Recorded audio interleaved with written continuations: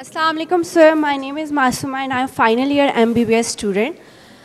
As today the topic of discussion is Imagine Pakistan in 2030. So sir, I have always noticed کہ جب بھی پاکستان کا budget آتا ہے تو اس میں ایجوکیشن کو اور ہیلتھ کے لیے وہ بجٹ بہت کم رکھا جاتا ہے. سو ایز یو سیڈ کہ امیجن پاکستان ان 2030. سو سر اس ملک کا کیا فیوچر ہوگا, مطلب وہ ملک کیسے ترقی کرے گا جس ملک کا ہیلتھ سسٹم اور ایجوکیشن سسٹم اتنا فلاپ ہو؟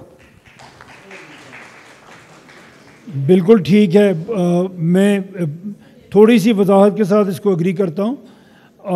جو فیڈرل گورنمنٹ بجٹ رکھتی ہے وہ بہت تھوڑا ہوتا ہے ایجوکیشن کے لیے, لیکن پروونسز کا جو بجٹ ہوتا ہے ایجوکیشن میں وہ کافی زیادہ ہوتا ہے. لیکن ہمیں اس پہ توجہ دینی چاہیے, اور جب آپ کے 33 پروونسز ہوں گے تو کوئی نہ کوئی سی ایم ہوگا جو آپ کو کام کر کے دکھائے گا, اور وہی آپ کے فیوچر کا لیڈر ہوگا انشاءاللہ. ابھی مطالبات کریں, ہمارا یہ ٹاپک نہیں ہے, ہم یہاں سے مطالبہ کرتے ہیں کہ جی تعلیم کا بجٹ بڑھائیں, وہ بڑھائیں, ہم وہ کرنے نہیں آئے. ہم تو روٹ کاز جو ہے اس پہ بات کر رہے ہیں. آپ اس کو ٹھیک کر دیں گے تو انشاءاللہ بہت ساری خرابیاں دور ہو جائیں گی.